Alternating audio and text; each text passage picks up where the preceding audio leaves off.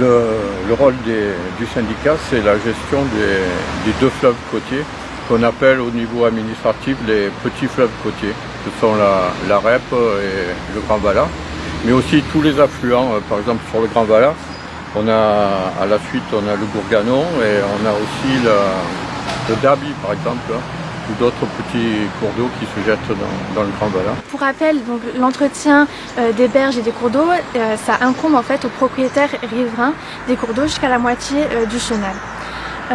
Suite au manquement en fait des riverains envers leurs obligations, le syndicat en fait a élaboré un programme d'entretien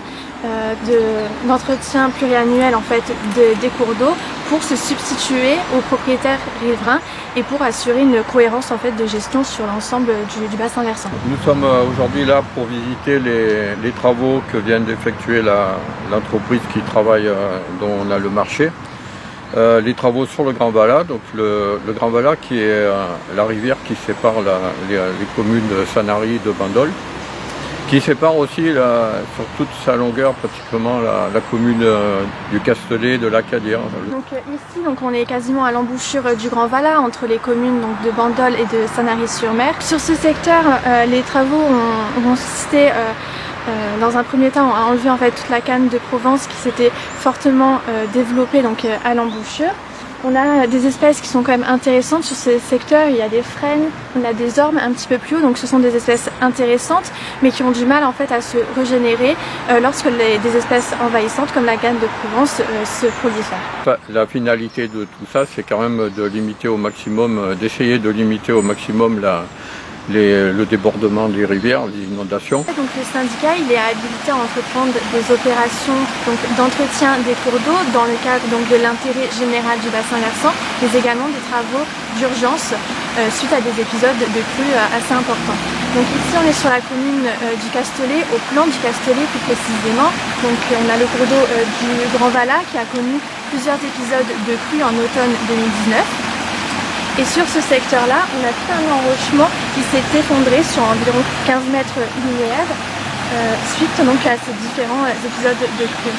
Donc en septembre de cette année, le syndicat a réalisé donc, des travaux de restauration de cet enrochement.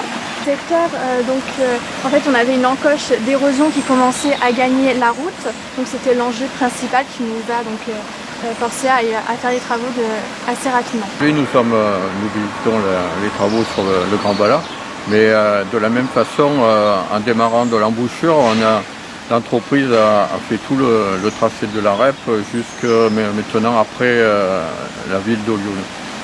Donc nous menons de front les travaux sur les deux fleuves côtiers. Toujours le même objectif, c'est favoriser l'écoulement de l'eau et essayer de supprimer tout ce qui pourrait empêcher l'eau de bien circuler. Les travaux sont financés par la GEMAPI qui est prélevée par les deux EPCI, membres du syndicat, la métropole Provence-Méditerranée et la communauté d'agglo Sucette-Bonne.